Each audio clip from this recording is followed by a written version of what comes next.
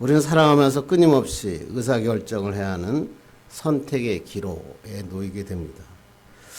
어떤 결정을 해야 나에게 도움이 될까? 바로 판단할 수 있다면 그것은 큰 문제가 되지 않지만 보통 어떤 선택을 할 때 사람들은 망설이게 됩니다. 그래서 점심 뭐로 먹을까? 그러면 아무거나. 뭐가 마실까? 아무거나. 대부분 사람들이 이렇게 얘기하죠. 그래서 어떤 식당이나 술집에 가도 아무거나라는 메뉴가 있다고 합니다. 중국집에 짜장면 먹으러 갔는데 들어오는 순간 갑자기 짬뽕이 먹고 싶어지고 짜장을 먹을까 짬뽕을 먹을까 고민하다가 볶음밥을 시켜서 먹고 나오는 사람이 많다. 그래서 여기서는 중국집에 가면 짬짜면이 또 나오게 됐고 이제는 아예 짬짜면에 볶음밥에 탕수육까지 세트로 나오는 메뉴가 인기라고 합니다. 일상생활에서 의사결정을 할 때 아무거나라고 하는 거 뭐 그렇게 큰 문제가 되지 않을 수 있습니다. 이건 너무나 그렇다고 해서 이것을 또 너무나 당연시하는 것도 좀 경계해야 될 것 같습니다. 중요한 선택을 할 때도 아무거나 또는 우왕좌왕 망설이게 된다면 사람들이 우유부단한 사람이라고 평가하게 됩니다. 우유부단한 성격은 다른 사람에 의해서 쉽게 이끌려 가기도 하고 주위 사람들을 지치게 하기도 합니다. 아니 할까요 말까요? 리더가 우유부단한 사람이 있을 때 사람들이 따라가기 참 어렵습니다. 근데 많은 사람들이 우유부단한 사람을 이렇게 얘기합니다. 성품이 여리고 선한 사람이다 라고 착각하기도 합니다. 또한 결단을 못 내는 것은 타인에 대한 배려감이다 이렇게 얘기하는 사람도 있습니다. 그러나 그것은 결단력이 부족해서 나오는 현상입니다. 그래서 윌리엄 제임스는 이렇게 얘기합니다. 우유부단한 사람보다 더 비참한 사람은 없다라고 말합니다. 분명하지 못한 선택, 단호하지 못한 마음, 예스, 노를 분분하지 못할 때 중간 상태의 삶을 살면 갈등만 커지게 된다는 것입니다. 그래서 이 우유부단한 삶의 특징은 시간을 낭비합니다. 주위의 사람들을 힘들게 합니다.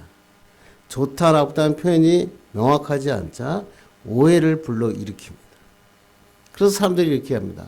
예스면 예스, 노면 노라고 얘기해라. 이렇게 얘기합니다. 그런데 이 사람의 특징이 뭐냐면 자기도 잘 모르겠다는 거예요. 어디로 갈지를 몰라서 허덕이게 된다.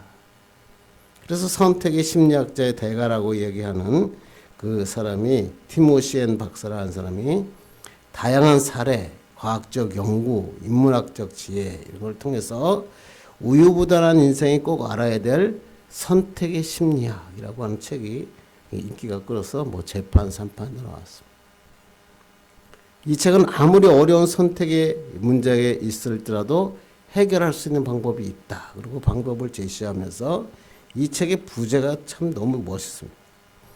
결정하기가 너무 어려운 당신을 위한 최고의 가이드. 언제까지 내 인생, 내 행복을 운에 맡길 것인가. 선택하기가 세상에서 제일 어려운 사람을 위한 책. 대단한 책처럼 보였는데 사실은 그렇지 않더라고요.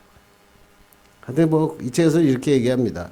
우유부단한 사람의 특징에 대해서 세 가지로 얘기하는데 첫째, 남의 눈치 보느라 선택을 못한다. 마음속에 원하는 것은 있는데 남의 눈치를 보느라고 선택을 하지 못한다는 것입니다. 둘째는 책임지기 싫어하기 때문에 결정권을 포기한다는 것. 이걸 선택하고 나면 두렵다는 것. 책임을 지기가 싫다는 것. 그래서 젊은이들이 결혼을 왜 안 하냐 그러면 책임지기 싫다 그러잖아요. 세 번째는 자신을 믿지 못해서 소극적인 태도를 보인다는 것입니다. 나는 나를 잘 못 믿겠어 라는 불신이 결국 소극적인 태도를 만들어내고 우유부단한 사람이 된다는 것입니다. 이것을 위해서 네 가지를 이 책에서는 강조합니다. 감정, 가치관, 현실, 그리고 용기. 이 네 가지 요소를 판단하면 된다. 사람들의 동기와 가치가 무엇이냐 다시 한번 확인하고 이것이 현실에 맞는 것이냐 파악하고 용기를 가지고 그냥 바른 선택을 하라. 그러면 내 인생은 달라질 것이다 라고 이야기합니다. 이렇게만 하면 더욱 활기차고 자신감 넘치는 인생을 살아갈 수 있다라고 얘기합니다. 작은 선택, 뭐 작은 일이죠. 그러나 어떤 선택은 잘못 선택하면 그냥 몇 년을 힘들게 하고요. 그 다음에 이제 은퇴를 하고 오면서 퇴직금 받아가지고 잘못 한번 선택하니까 노후에 평생에 어려워 사는 사람들이 많이 있습니다. 특히 이제 사람과의 관계, 특별히 자기 자녀와의 관계에 있을 때 정말 그렇습니다. 남들이 자녀들에 대해서는 잘못된 게 보이고 그것을 갖다 바르게 고치고 싶은데 자기 자녀들은 잘못이 있어도 보이지가 잘 않습니다. 그리고 그걸 갖다가 지적을 하기 힘들어 합니다. 왜 그럴까요? 이것에 대한 명확한 기준이 없기 때문에 그렇습니다. 그래서 제가 좋아하는 프로그램 중에 개는 훌륭하다라고 하는 프로그램이 있어요. 또 세상에 나쁜 개는 없다라고 하는 프로그램이 있죠. 이 프로그램의 개통령 그리고 훈련사 참 기가 막힙니다. 정말 나쁜 개, 버릇이 나쁜 개를 가다가 그냥 바로 몇 분 안에 그 버릇을 다 고치는 것을 보고는 놀랍습니다. 그런데 공통적인 특징이 하나 있어요. 버릇이 나쁜 게 없는 개의 문제는 뭐냐면 개가 문제가 아니라 항상 주인이 문제죠.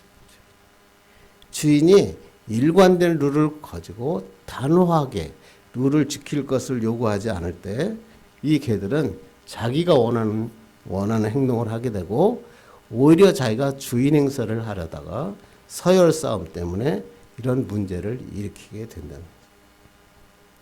거의 비슷한 프로그램이 금쪽 같은 내 새끼라고 하는 프로그램이 있어요. 오은영 박사가 그렇게 막 막말을 하고 욕하는 그 어린아이들을 갖다가 상담하고 나면 바뀌어지는 거야. 그래서 그 어린아이들, 그 버릇없는 아이들을 갖고 있는 부모들은 오은영 박사 상담받는 건 그냥 대박이다 그래도 돼. 아무리 해도 안 된다는 거예요. 그런데 여기도 똑같더라고요.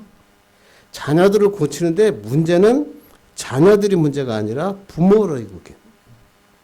부모가 명확한 기준을 가지고 행동하지 않으니까 이 아이들이 보면서 내 말을 들어줄 사람이 누군가 그 사람에게만 가고 자기를 관찰할 수 있는 과격한 행동을 하면 이렇게 행동하면 우리 부모들이 내 말을 들어주더라. 그러니까 과격한 행동을 하게 된다는 거예요. 그런데 원영 목사가 가서 그 과격한 행동을 줄이고 엄격하게 기준을 정하니까 그 애들이 순식간에 바뀝니다. 참 대단하죠. 결론은 뭐죠? 사람이나 강아지나 다 똑같다. 다른 기준을 가지고 엄격하게 그것을 행할 때 이 모든 문제는 해결돼 더 좋은 길로 간다는 것입니다. 이것은 우리 그리스도에게도 마찬가지입니다. 우리는 하나님의 자녀된 자입니다. 하나님의 백성이죠. 그런데 이 땅을 살아갈 동안은 이 세상을 밟으며 살아가야 됩니다. 세상에 많은 유혹이 찾아올 수밖에 없고 잘못된 길에 빠질 수밖에 없습니다. 그때 중요한 건 뭐냐면 이 우유부단한 자세에서 벗어나서 바로 하나님의 그 길로 걸어가야 된다는 것입니다. 신앙적으로 바른 것은 옳다 이렇게 말할 수 있어야 되고 틀린 것은 잘못되었다 말하고 그 자리에 빠져나올 수 있어야 됩니다. 그런데 영적 우유부단으로 인해서 바른 것과 잘못된 것이 혼합돼서 하나님을 섬기는지 세상에 속해 있는지 모르게 될 때 영적 자신감은 떨어지게 되고 영적으로 우유부단한 삶을 살게 됩니다. 이렇게 사니까 뭐가 없어져요? 하나님의 은혜가 떨어지게 돼요. 하나님의 은혜가 떨어지니까 어떻게 돼요? 능력 있는 삶을 살지 못하는 것입니다. 제가 항상 하는 말씀 뭐냐면 성경은 이렇게 하고 그냥 끝나지 않는다. 그러면 성경은 어떻게 하면 우리가 영적 우유부단에서 벗어날 수 있습니까? 그게 중요하겠죠. 오늘 본문이 바로 그 이야기입니다. 영적 우유부단으로 인해서 일어난 가족의 비극을 기록하면서 우리가 어떻게 하면 이 영적 우유부단을 벗어날 수 있는가에 대한 방법을 제시해 주고 있습니다. 오늘 본문 이스라엘 최고의 성군 다윗이죠. 다윗이 정말 자기가 마땅히 다스려야 될 가정의 문제를 우유부단하게 처리함으로써 발생하는 아주 불행한 사건. 그래서 사무엘 하에 그 밧세바와 이 압살롬은 아주 큰 축을 이루면서 한 맥을 이뤄가고 있습니다. 한번 1절 보겠습니다. 시작. 그 후에 일이 있으니라 다윗의 아들 압살롬에게 아름다운 누이가 있으니 이름은 다말이라. 다윗의 다른 아들 암논이 그를 사랑하나. 다윗이 밧세바를 범하고 나단 선지자가 다윗에게 와서 회개를 촉구하죠. 그 자리에서 바로 다윗은 회개했습니다. 하나님께서 그 즉시로 다윗의 죄를 사해 주었습니다. 그래서 성경은 항상 그러죠. 죄는 거기서 사했지만 죄에 대한 책임은 져야 된다. 그게 성경입니다. 그래가지고 다윗과 밧세바 사이에 낳은 아들은 죽고 맙니다. 그리고 그런 사건이 지난 후에 그 후에 이런 일이 있었다라고 성경은 기록하면서 다윗의 장남 암논이 압살롬의 아름다운 누이 다말을 사랑했다. 암논이 누굽니까? 다윗이 유다 왕으로 세워졌을 때 이스라엘 여인 아히노암에게서 낳은 첫 번째 아들입니다. 그 다윗의 맏아들 암논이 배다른 누이 동생 다말을 사랑했다. 그런데 성경을 보니까 뒤에 나중 기록된 걸 보니까 다말을 사랑하는 게 아니죠. 그냥 탐욕이다.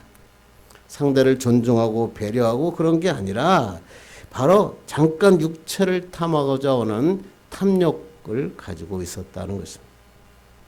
암논은 요나답이라고 하는 강교한 친구가 있었어요. 그의 친구의 계략대로 과자를 만들어 달라고 요구한 다음에 그걸 찾아온 다말을 침실로 데려가서 강제적으로 품었습니다. 그때 그것보다도 더 중요한 것은 뭐냐면 다말을 범한 후에는 다말을 버려버리고 문을 잠그고 쫓아내버리고 맙니다.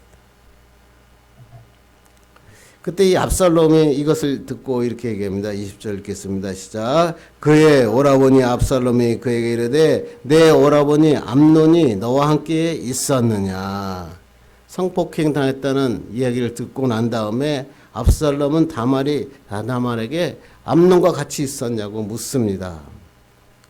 그러면서 하는 말이 너도 그 암논도 너의 오라버니니까 당장은 아무 말도 하지 말고 잠잠히 있으라. 그러나 너무 걱정하고 근심하지 말라. 침묵했다는 겁니다. 무서운 얘기입니다. 그냥 어떤 일이 생기면 화가 나는 사람은 해결할 수 있어요. 그런데 마음에 품고 침묵하는 사람은 해결하기 어렵습니다. 이 사람은 마음에 이미 복수의 칼을 갈고 있는 것입니다. 무서운 사건입니다. 그런데 더 무서운 사건이 뭐냐면 21절입니다. 21절 읽겠습니다. 시작. 다윗 왕이 이 모든 일을 듣고 심히 노하니라. 암논이 첫째 아들이 다말을 성폭행했다는 사실을 알게 된 다윗이 몹시 분노했다. 참 형편없는 다윗이죠. 분노했으면 암논을 불러다가 거기에 대한 책임을 지도록 해야죠. 거기에 대한 것에 대한 징벌이 있어야 되겠죠. 그런데 다윗은 그래도 시간이 지나면 해결될 것이다 라고 묻어둔 것입니다. 다윗의 아주 영적 우유부단함을 극하게 보여주고 있다고 하는 것입니다. 이러한 우유부단 속에서 어떤 일이 일어납니까? 23절 읽겠습니다. 시작. 만 2년 후에 에브라임 곁 바알하솔에서 압살롬이 양털을 깎는 일이 있음에 압살롬이 왕의 모든 아들을 청하고. 다윗의 영적 부단은 결국 무서운 결말을 가져왔습니다. 2년 동안 압살롬은 복수의 칼을 갈았습니다. 그리고 그 압살롬은 에브라임 근처 바알하솔에서 양털을 깎게 되면서 다윗 왕의 모든 아들을 초청합니다. 그리고 그곳에서 바로 암논을 살해하고 맙니다. 다른 아들들은 각기 자기 노새를 타고 도망갑니다. 그렇다면 압살롬은 왜 암논을 죽였을까라고 하는 것입니다. 분명히 암논을 죽인 것은 다말의 복수 위에 다른 뜻이 있었을 것이라 생각합니다. 왜? 암논은 다윗의 첫째 아들이고 둘째 아들은 길러압인데 성경상에 나타나지 않은 거 보니까 죽었거나 아니면 왕위 계승과는 무관한 인물이었던 것 같습니다. 그래서 암논이 죽으면 압살롬이, 셋째인 압살롬이 왕이 될 것이다 라는 것을 알고 있었기 때문에 그렇습니다. 그러니까 왕을 차지하려고 하는 그 욕심과 욕망과 누이를 복수하고자 하는 복수심이 결합된 것입니다. 37절 봅니다. 시작. 압살롬은 도망하여 그 소랑 암미올의 아들 달메게로 갔고 다윗은 날마다 그의 아들로 말미암아 슬퍼하니라. 기가 막힌 성경이에요.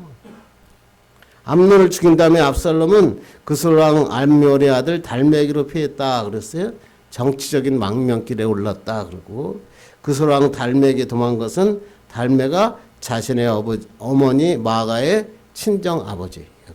그러니까 왜 할아버지였죠. 암논을 잃은 다윗은 압살롬마저 떠난 까닭에 슬픈 나날을 보냈다. 말이 안 되는 얘기죠. 화가 나서 압살롬을 어떻게든지 잡아오거나 거기에 대한 응분의 조치를 취해야 되는데 결국 우유부단하게 하면서 그 압살롬을 슬퍼합니다. 성경을 계속 보면 압살롬을 잃은 것 때문에 다윗은 3년 동안 슬퍼하며 웁니다. 암논이 처음에 잘못했을 때 필요한 조치를 취했다면 암논도 죽지 않았을 것이고 압살롬도 정치의 망명길에 이르지 않았을 것입니다. 그런데 단호한 조치를 취하지 못함으로 말미암아 암논은 죽고 압살롬은 망명길에 오르고 우리가 잘 알듯이 압살롬은 나중에 반란을 일으켜 다윗을 죽이려고 합니다. 영적 우유부단, 결국은 이것은 엄청난 비극을 초래하고 이스라엘 역사상의 가장 큰 비극, 아들의 반란을 일으키게 된 것입니다. 그렇다면 성경은 우리에게 보여주시는 게 뭘까요? 이 영적 우유부단에서 벗어나라. 그렇다면 어떻게 하면 우리가 영적 우산에서 벗어날 수 있는가? 오늘 본문을 통해서 한번 살펴보고 은혜 받기를 바랍니다. 첫째, 영적 우유부단을 벗어나기 위해서는 명확한 영적 기준이 있어요. 영적 우유부단에서 기준이 흔들리거나 기준이 없으면 그 선택이 달라지게 되기 때문에 그렇습니다. 왜? 자신의 필요에 따라서. 그래서 정치가들이 있잖아요. 모든 것이 자기에 맞춰 있어요. 자기의 필요에 따라서 모든 기준들이 바뀝니다. 순식간에 선거가 바뀌어지고 요새 하는 거 보면 정말 가슴이 아픕니다. 마음대로 하니까 하나님이 원하는 길을 선택할 수 없는 겁니다. 21절 봅니다. 시작. 다윗 왕이 이 모든 일을 듣고 심히 노하니라. 암논의 잘못을 알게 된 다윗이 심히 노했다. 그래서 노하면 안 되죠. 70인역을 보니까 여기를 이렇게 아예 번역을 했더라고요. 70인역에 보니까 그러나 다윗은 자기 아들 암논을 징계하려고 하지 않았습니다. 그를 사랑했기 때문입니다. 그는 자신의 장남이었던 것입니다. 그 70인역은 아예 정확하게 표현하고 있습니다. 심히 노했다는 말이 아니라 징계하려 하지 않았다. 왜? 그 첫째 아들, 자기의 대를 이을 암논을 사랑했기 때문이다. 자신의 장남이었고 그를 사랑했기 때문에 또 대를 이어야 되기 때문에 그것을 묵과했다라고 성경은 정확하게 기록하고 있습니다. 다윗의 기준은 하나님이 아니라 자기가 기준이었어요. 암논의 아버지로서도 이런 기준을 가지면 안 되죠. 그런데 그 아버지의 잘못된 사랑으로 행동한 것입니다. 왜 그러면 다윗이 이 문제를 방치했을까? 두 가지 때문이죠. 하나는 아버지의 사랑 때문에 덮으려 했던 것 같다. 또 하나는 뭐냐면 이미 암논이 왕위 계승자로서 그 어떤 위치를 차지하고 세력을 확보하고 있었기 때문에 암논을 건드릴 수 없었기 때문이다 라고 이야기합니다. 그러나 그렇지 않습니다. 하나님의 기준은 달랐습니다. 레위기서 18장 6절 봅시다. 시작. 각 사람은 자기의 살부치를 가까이 하여 그의 하체를 범하지 말라. 나는 여호와이니라. 성경을 보면 분명히 가족 간의 성범죄 금하셨고, 신명기 22장에는 그렇게 한 자를, 간음한 자를 그 자리에서 죽이라, 이렇게 성경에 기록해 있습니다. 그런데 이 사건이 지금 바로 우리가 저번 주에 살펴본 것처럼 밧세바 사건이 일어나고 난 다음에 바로 지금 암논 사건이 기록되어 있죠. 이것은 왜 이렇게 기록되어 있을까요? 바로 다윗이 밧세바를 범한 그 자책감을 가지고 있을 때 암논이 똑같이 자기의 누이 다말을 범했다라고 얘기하는 것입니다. 그러니까 다윗이 이 암논을 범할 때 죄책감이 찾아온 거예요. 자기도 바로 그랬으니까. 그래서 그 무기력한 모습을 보였다라고 얘기합니다. 하나님과의 관계에서 다윗이 무너져 버려요. 그 죄책감을 가지고 있으니까 정말로 그것의 잘못을 해결하지 못하는 것입니다. 그러나 여러분 신약 성경 보세요. 예수 그리스도가 이제 많은 고난을 받고 죽임을 당한다라고, 그리고 제3일 만에 살아나야 된다고 그러니까 베드로가 뭐라고 합니까? 그리하지 마옵소서. 이 일이 결코 주께 미치지 못하리이다. 그러면 다윗이 그 베드로가 내가 맡겠습니다. 그러고 막 예수님께 나와서 막 그 호기를 부리니까 예수님이 뭐라고 말씀하십니까? 마태복음 16장 보겠습니다. 시작. 예수께서 돌이키시며 베드로에게 이르시되 사탄아 내 뒤로 물러가라. 너는 나를 넘어지게 하는 자로다. 내가 하나님의 일을 생각하지 아니하고 도리어 사람의 일을 생각하는도다 하시고, 사람의 일과 하나님의 일을 정확하게 구분하셨어요. 나는 하나님의 길을 선택하겠다. 명확한 선택. 우유부단한 선택이 아닙니다. 그리고 그것을 그냥 그 자리에서 선택하신 게 아니라 뿐만 아니라 행동하셔서 십자가를 지셨잖아요. 예수님이 십자가를 지셔서 우리가 구원받은 것 아닙니까? 그래서 우리가 신앙생활하면서 바르게 살려면 바른 판단 기준, 영적 기준을 가져가요. 그게 뭐예요? 하나님의 뜻입니다. 하나님의 뜻이 무엇인가? 그것을 꼭 붙잡을 때 반드시 승리하게 됩니다. 그런데 세상이 보이고 세상의 길과 타협하기 시작하면 하나님의 기준이 보이지 않는 것입니다. 이 영적 기준을 정확하게 해야 됩니다. 하나님의 뜻이 무엇인지를 정확하게 합니다. 그러면 예수 믿는 사람들이 이렇습니다. 하나님의 뜻을 어떻게 매일 알 수 있습니까? 하나님의 뜻은 어떻게 알 수 있죠? 말씀. 말씀에 이미 하나님의 뜻은 다 기록되어 있어요. 말씀을 매일 묵상하고 말씀대로 살면 우리는 바른 길을 선택할 수 있다고 하는 것입니다. 그래서 우리 세상에 살 때 하나님의 말씀을 기준 삼고 승리한 여러분 되길 간절히 바랍니다. 구약 성경에 보면 이 똑같은 예가 나오죠. 바로 소돔과 고모라 이야기죠. 하나님께서 소돔과 고모라를 불러 멸하시기 전에 천사들을 보내가지고 그 롯의 가정을 구출하려고 합니다. 그래서 이곳에 큰 재앙이 임할 테니 빨리 벗어나라. 그랬더니 어떤 일이 일어납니까? 창세기 19장 14절 봅시다. 시작. 롯이 나가서 그 딸들과 결혼할 사이들에게 말하여 이르기를 여호와께서 이 성을 멸하실 터이니 너희는 일어나 이곳에서 떠나라 하되 그의 사이들은 농담으로 여겼더라. 하나님의 말씀이 전해졌는데 농담으로 여긴 거예요. 이게 바로 현실이죠. 우리 세상도 그렇지 않습니까? 그런데 이 사위들만 그런 게 아니에요. 롯도 그냥 잠자리에 자면서 아침에 그냥 늦게 잠을 자는 거예요. 지체하고 있는 거예요. 그러니까 이 천사들이 답답하니까 와가지고 롯의 가정을 그냥 끌어냅니다. 그리고 이야기하기를 내가 여기까지 인도했으니까 이제는 뒤를 돌아보지 말고 가라. 그렇게 얘기를 하죠. 그랬더니 그 사람들이 가면서도 그의 롯의 아내는 뒤를 돌아다. 뒤를 돌아보다가 소금기둥이 되고 말았습니다. 하나님의 말씀대로 행동하지 않고 우유부단함을 보였을 때 결국 소금기둥이 되고 말았다. 우리에게 주는 큰 교훈이죠. 우리는 하나님의 말씀에 하나님의 뜻대로 살아야 됩니다. 그렇게 하면 하나님의 역사가 일어납니다. 사이들이나 롯의 아내처럼 농담으로 여기거나 불순종하면 불행한 결말을 만날 수 있습니다. 그래서 우리 속담 중에 이런 말이 있어요. 말이 아니면 듣지 말고 길이 아니면 가지 말라. 옳지 않은 말은 듣지도 말고 옳지 않은 일은 행하지도 말라는 거죠. 정도에서 벗어나면 행하지 말라. 하나님께서 말씀하시는 거예요. 하나님의 뜻이 아니면, 말씀이 정하는 바른 길이 아니면 그것을 가지 말라. 여러분들 이 하나님의 뜻에 따라 이 우유부담을 벗어나 바른 길을 가는 축복의 사람 되기를 바랍니다.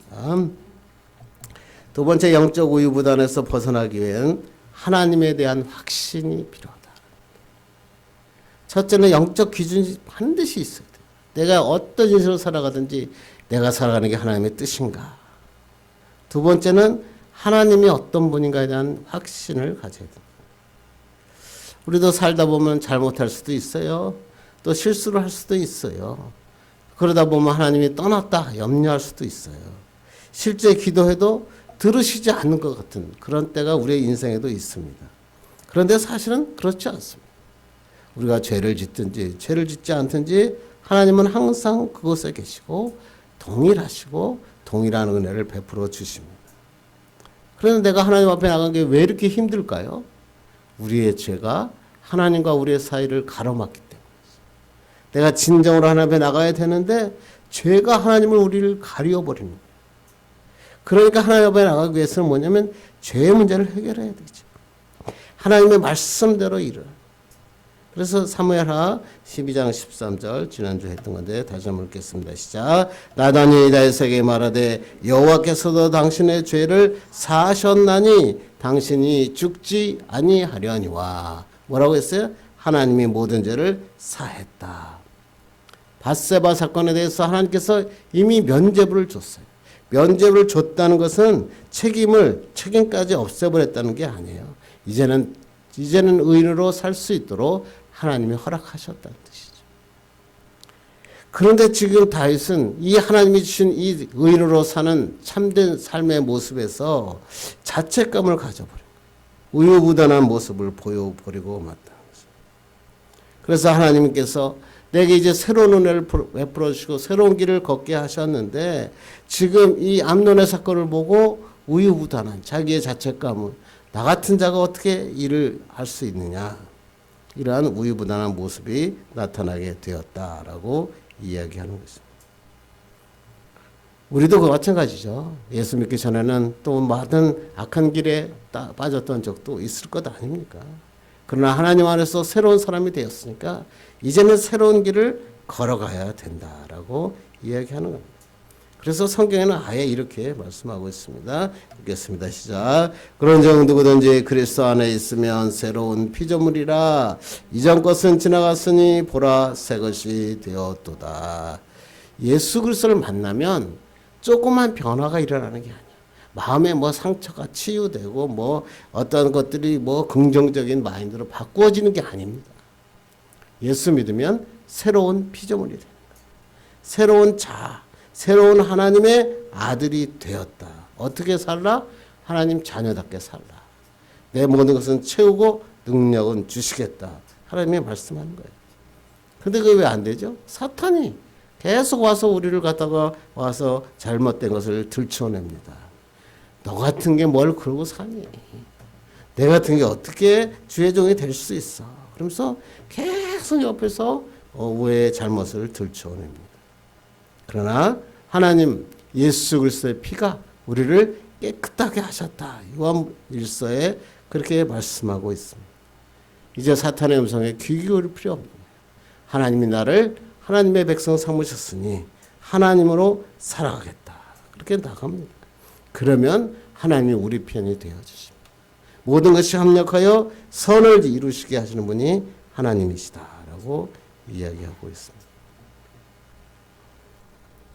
제자 훈련을 받은 사람의 예선들은 거의 필독서이니까 필립 얀시가 지은 책 중에서 하나님 웬일이세요? 라고 하는 책이 있습니다. 여기서 이 책의 원래 제목이 더 좋아요. 뜻밖의 장소에서 만난 하나님. 뜻밖의 장소에서 만난 하나님이라고 하는 게 원어에 맞는 해석인데 개정판을 바꾸면서 하나님 웬일이세요라는 책으로 바꿨더라고요. 여기서 유명한 얘기 하죠. 저도 이 얘기 들으면서 많은 것을 감탄했어요. 스페인 선원이 배를 타고 항해를 하다가 배가 표류하게 됐고 시간 지나자 있던 물이 다 떨어졌어요. 목이 말라서 죽게 되었어요. 그때 이 배가 흘러서 아마존 강으로 들어왔습니다.